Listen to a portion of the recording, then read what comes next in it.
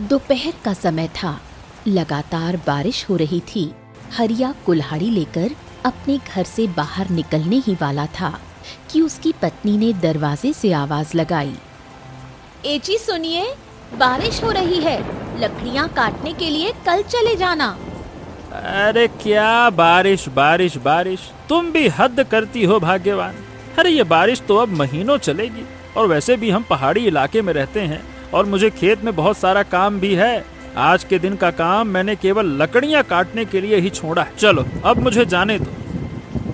इतना कहकर हरिया जंगल की ओर निकल पड़ा।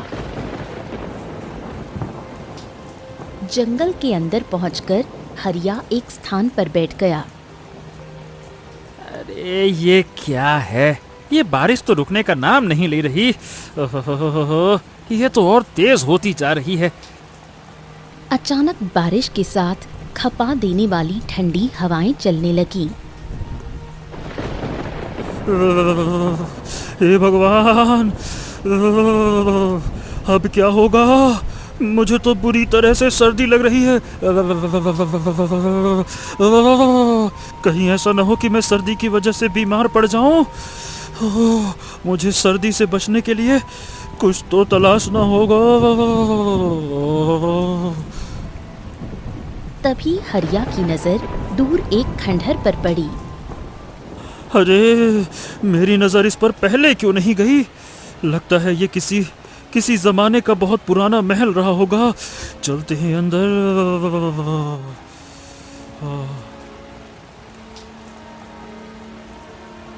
इतना कहकर हरिया महल के अंदर चला गया। महल के अंदर अंधेरा पसरा हुआ था। हरिया ने इधर उधर लकड़ियां तलाशना शुरू किया।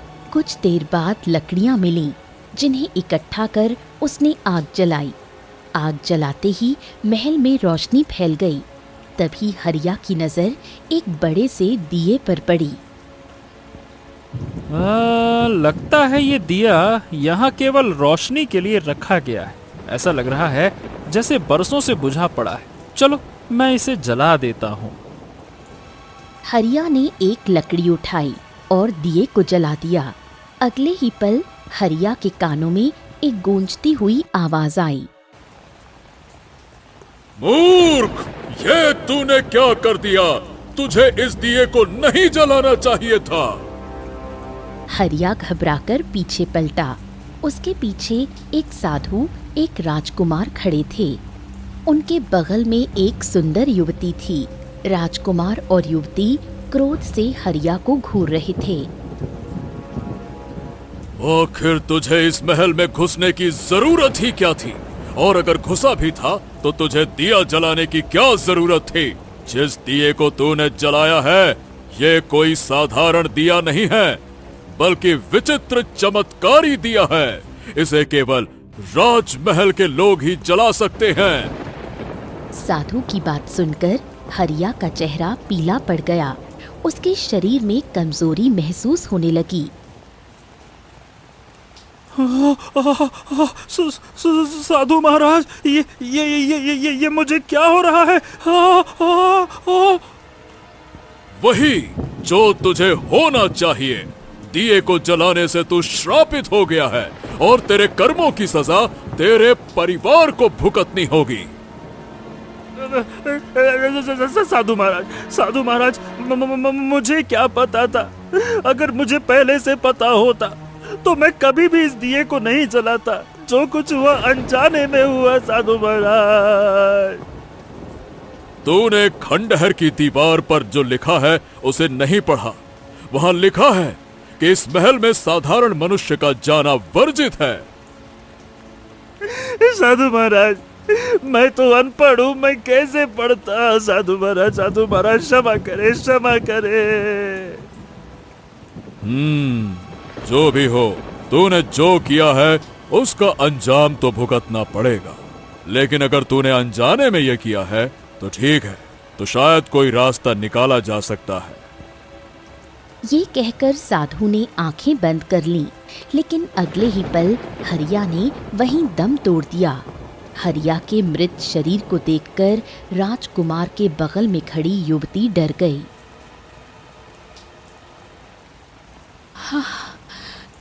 महाराज, ये क्या हो गया? रुक जा। ओम।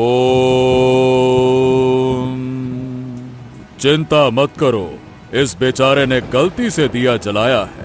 नियति उसके परिवार को कभी न कभी यहाँ जरूर लाएगी और उसके परिवार से ही तुम सब श्राप से मुक्त होगे।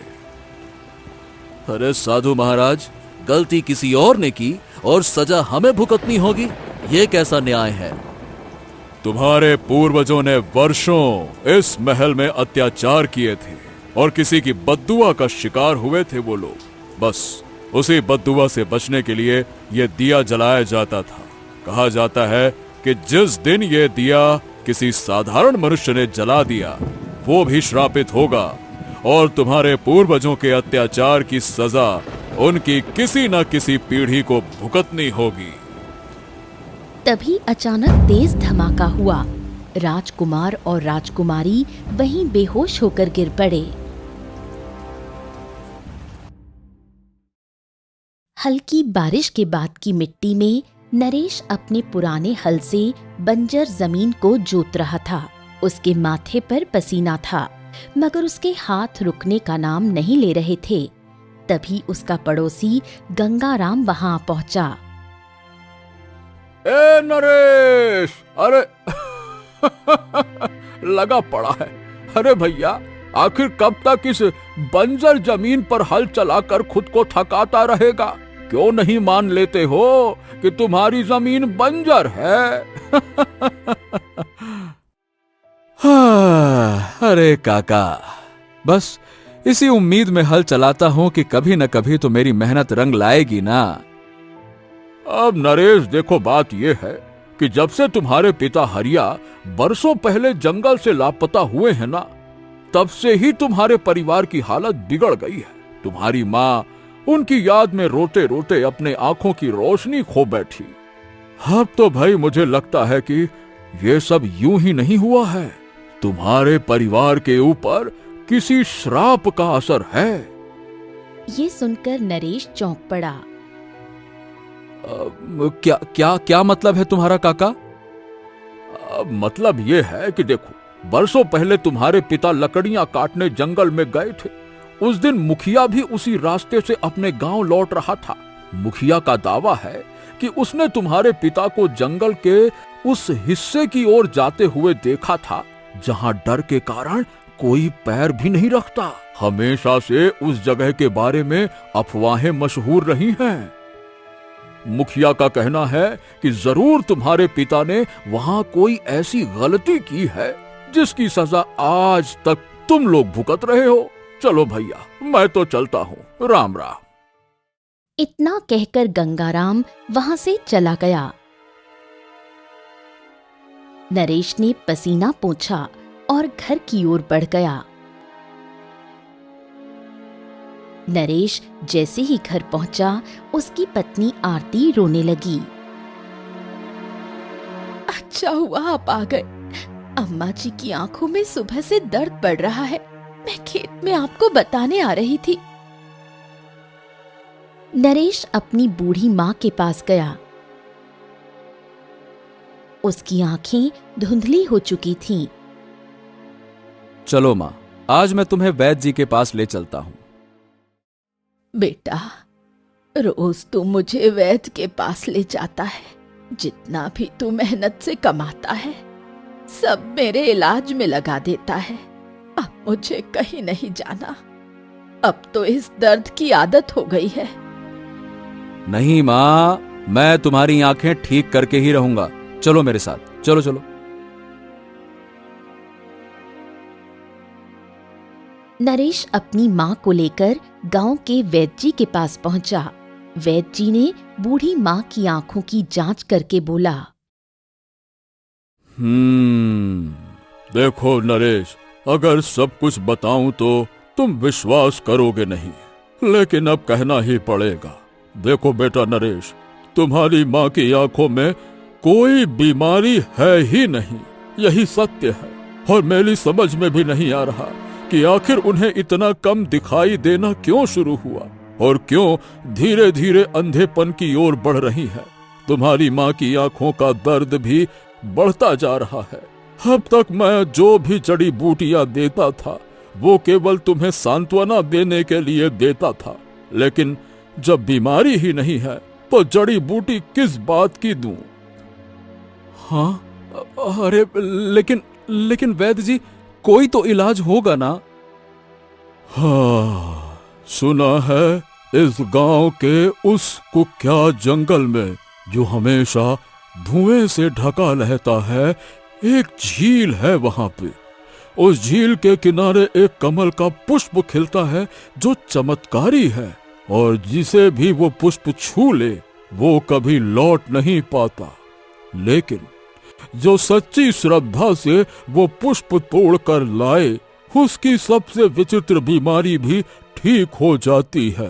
केवल वही कमल तुम्हारी माँ की आंखों का इलाज कर सकता है बेटा। अगर ऐसा है तो ठीक है वैद्य जी, मैं वो पुष्प उस झील से जरूर लेकर आऊंगा। इतना कहकर नरेश अपनी माँ को लेकर घर लौट गया। नरेश घर पहुंचा और सारी घटना अपनी पत्नी आरती को बताई। आरती ये सब सुनकर हैरान रह गई। ये तो बड़ी ही विचित्र बात है। जब माँ को बीमारी ही नहीं है तो उन्हें समस्या क्यों है? और क्या आप सच में उस झील के किनारे जाएंगे? मैंने तो सुना है वो जंगल का इलाका खतरों से भरा हुआ है। बड़ा ही रहस्यमय जंगल है। उससे भी रहस्यमयी एक और बात मुझे आज पता चली गंगाराम के मुंह से। कैसी बात? गंगाराम बता रहा था कि वर्षों पहले पिताजी जंगल के उसी हिस्से में गए थे और कभी लौटे ही नहीं। गांव के मुखिया का मानना है कि हमारा परिवार तभी से श्रापित है। शायद हम उसी श्राप का फल भुगत रहे हैं। आरती, तुम्हारा मन क्या कहता है? मेरा मन कहता है आरती कि हो सकता है मुखिया सही कह रहा हो। खैर, चलो जो भी हो, जो गुजर गया सो गुजर गया। लेकिन अगर माँ की आंखें उस कमल के पुष्प से ठीक हो सकती हैं, तो मैं वो कमल का पुष्प जरूर लेकर आऊंगा। और हो सकता है शायद मेरे पिता के लापता होने का रहस्य भी खुल जाए, क्योंकि माँ पिता का इंतजार करते करते ही अपनी आंखों की रोशनी खो बैठी। चलो आरती, कल सुबह ही मैं जंगल की ओर निकलूंगा। अगली सुबह नरेश घने जंगल की ओर निकल पड़ा। धीरे धीरे वो उस हिस्से में पहुंचा जिसके बारे में गांव में रहस्यमय अफवाहें मशहूर थीं। चलते चलते नरेश पूरी तरह थक गया और एक तालाब के किनारे बैठ गया। बाप रे बाप, मेरे पांव तो जवाब दे चुके हैं। तालाब के किनारे इस वृक्ष के नीचे कुछ देर आराम कर लूं, फिर झील की तलाश में निकलूंगा। तभी उसकी नजर झाड़ियों पर पड़ी। अरे, लगता है झाड़ियों के बीच कोई चीज पड़ी हुई है जो सुनहरी चमक बिखेर रही है। चलो चलकर देखता हूं।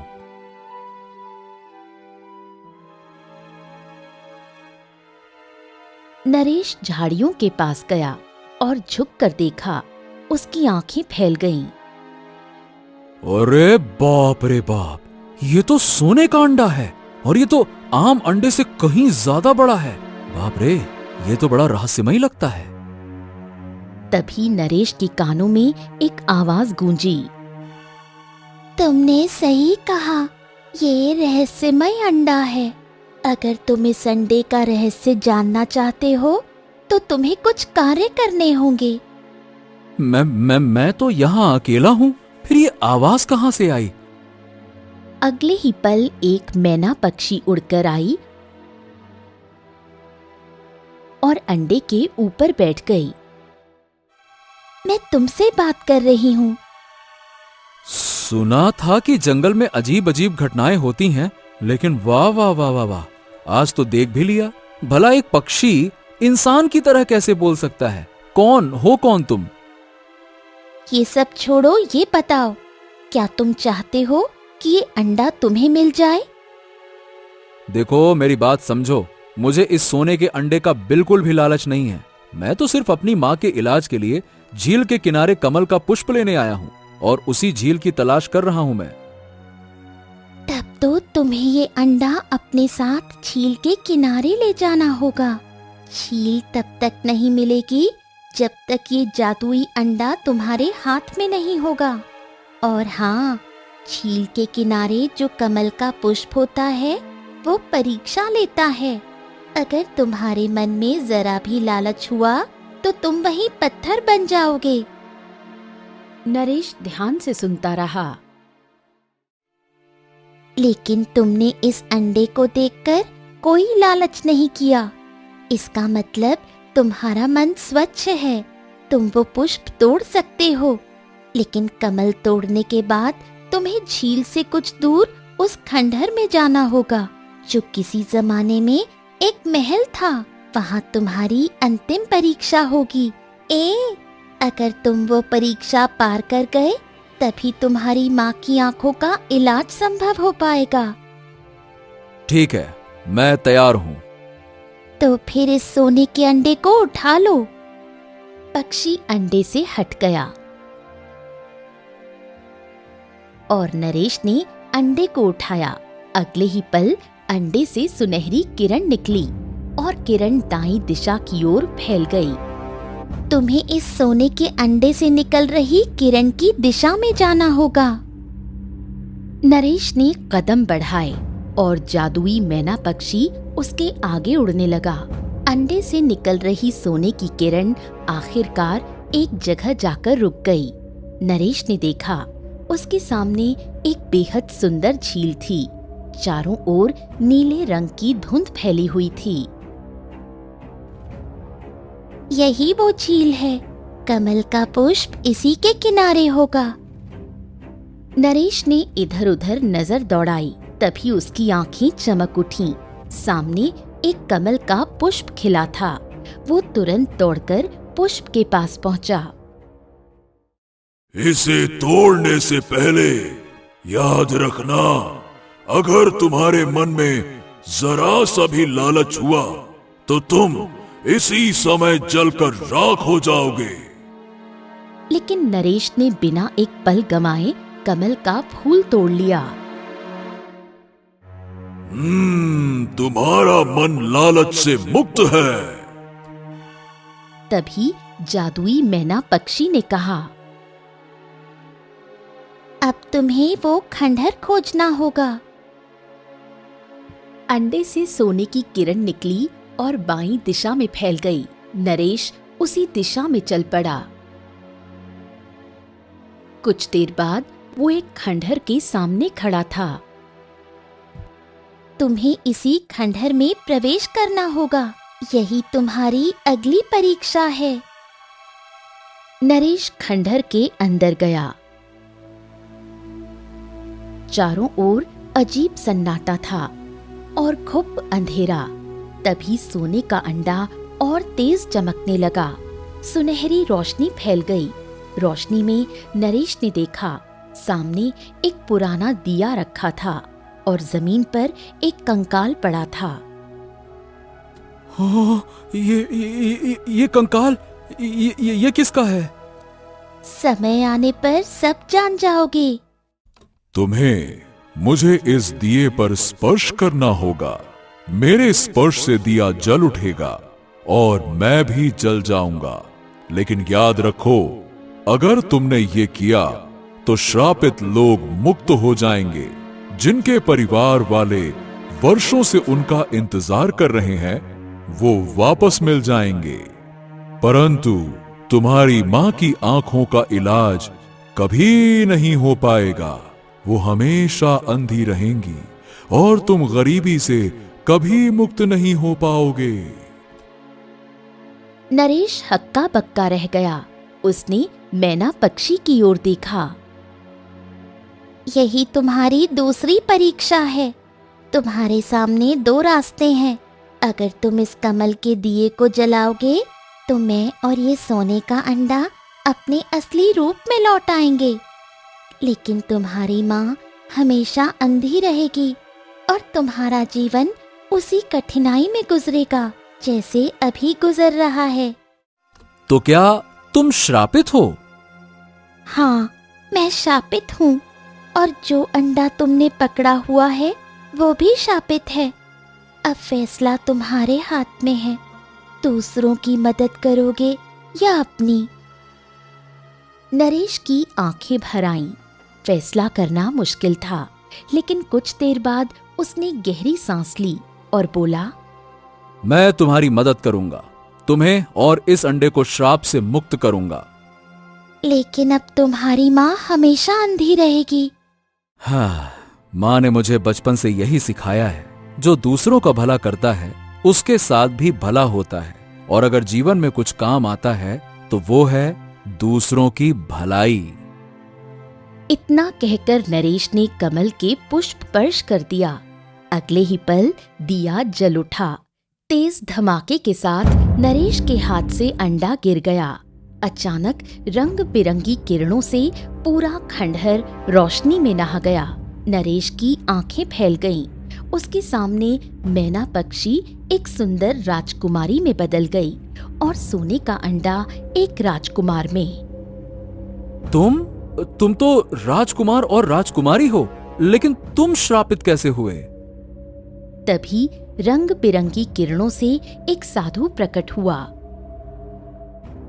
तुम्हारे पिता की वजह से। नरेश का दिल धक से रह गया। साधु महाराज, ये आप क्या कह रहे हैं? वो कंकाल जो तुम देख रहे हो, ये तुम्हारे पिता का है। बरसों पहले तुम्हारे पिता यहाँ पर आए थे। अनजाने में उन्होंने इस खंडहर के अंदर घुसकर वो दिया जला दिया था और श्रापित हो गए। नरेश साधु को ध्यान से देखने लगा। लेकिन मेरे पिता ने जो अनजाने में किया, उसकी सजा मुझे क्यों? यही सवाल उस समय इस राजकुमारी और राजकुमार ने भी मुझसे किया था। गलती किसी और ने की तो उसका परिणाम उन्हें क्यों भुगतना पड़ा? साधु ने अपनी छड़ी जमीन पर टेकी और आगे कहा, बरसों पहले राजकुमार और राजकुमारी के पूर्वज इसी महल में रहा करते थे। उन्होंने इंसानों पर अत्याचार किए। एक दिन उन्होंने एक बूढ़ी औरत को अपमानित करके जिंदा जला दिया। साधु की आवाज में गूंज भर गई। बूढ़ी औरत ने राजा को श्राप दे दिया, जिस तरह से तूने हमें जिंदा जलाया है, वैसे ही तुम्हारे वंशज भी एक एक करके इस महल में जिंदा जलेंगे। ये महल हमेशा अंधकार में डूबा रहेगा। श्राप सच हुआ। राजा के परिवार के लोग जलने लगे। तब राजा ने साधुओं से मदद मांगी। साधुओं ने राजा को एक दिया दिया और कहा, इसे महल में रखो, और जब भी कोई राजकुमार 20 वर्ष का हो, वो अपने पूर्वजों के पाप को याद करते हुए इस दिए को जलाएगा, तभी वंश जीवित रहेगा। परंतु चेतावनी भी दी थी, अगर ये दिया किसी और ने जलाया तो उस समय का राजकुमार श्रापित हो जाएगा। साधु ने नरेश की आंखों में देखा। तुम्हारे पिता ने अनजाने में वो दिया जलाया और परिणाम स्वरूप ये राजकुमार और राजकुमारी श्रापित हो गए। साधु की बात खत्म होते ही वहां गहरी खामोशी छा गई। तभी राजकुमार ने आगे बोलना शुरू किया। हाँ, अपने परिवार की परंपरा को निभाने के लिए मैं अपनी पत्नी के साथ इस खंडहर में आया था। हमारा कर्तव्य था कि 20 वर्ष की उम्र पूरी होते ही हम उस पवित्र दिए को जलाएं। लेकिन क्या कहूं, तब तक तुम्हारे पिता गलती से दिया जला चुके थे, और क्योंकि ये दिया एक पवित्र दिया था और हमारे खानदान से ही जुड़ा हुआ था, इसीलिए तुम्हारे पिता भी उस श्राप के घेरे में आकर मारे गए, और बदले में हम श्रापित हो गए। मैं एक सोने के अंडे में बदल गया और मेरी पत्नी वो एक मैना पक्षी में बदल गई। ये भी केवल इसलिए संभव हुआ क्योंकि राजकुमार के पूर्वजों में से कई राजकुमारों ने हमेशा समय पर इस पवित्र दिए को जलाया था, अन्यथा राजकुमार और राजकुमारी उसी क्षण जलकर राख हो जाते।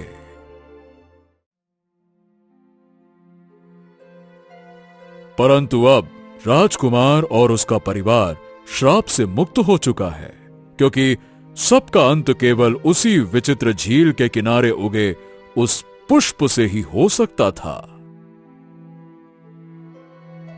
साधु ने नरेश की आंखों में गहराई से देखा। उस पुष्प ने तुम्हारी परीक्षा ली थी। उसने कहा था, या तो दूसरों को श्राप से मुक्त करो या अपनी मदद लो, लेकिन तुमने इंसानियत चुनी बेटे। इसी वजह से तुम्हारी मां ठीक हो चुकी है और अब तुम्हारा समय बदलना शुरू होगा। नरेश मुस्कुराया। उसकी आंखों में सुकून था। उसने साधु, राजकुमार और राजकुमारी को प्रणाम किया और वहां से चल पड़ा। घर पहुंचते ही एक चमत्कार उसका इंतजार कर रहा था। चमत्कार हो गया। माँ जी को सब कुछ दिखाई देने लगा। नरेश की आंखें भर आईं। उसने अपनी माँ और पत्नी को सारी घटना सुनाई। बेटा, कभी कभी अनजाने में किए गए कर्मों के बहुत बड़े परिणाम भुगतने पड़ते हैं, लेकिन आज मुझे गर्व है तुझ पर। तूने सही फैसला लिया और अपने पिता की आत्मा को शांति दी। खुशियों के दिन लौट आए। नरेश की कभी बंजर रही जमीन हरी भरी हो गई। खेतों में फसल लहलहाने लगी। धीरे धीरे उसकी मेहनत रंग लाई। जहां पहले उसकी जमीन सूखी पड़ी रहती थी, वहीं अब उसकी जमीन पर औरों से दुगना अनाज उगने लगा। समय बदला, हालात बदले। नरेश धीरे धीरे अपने गांव का सबसे संपन्न व्यक्ति बन गया।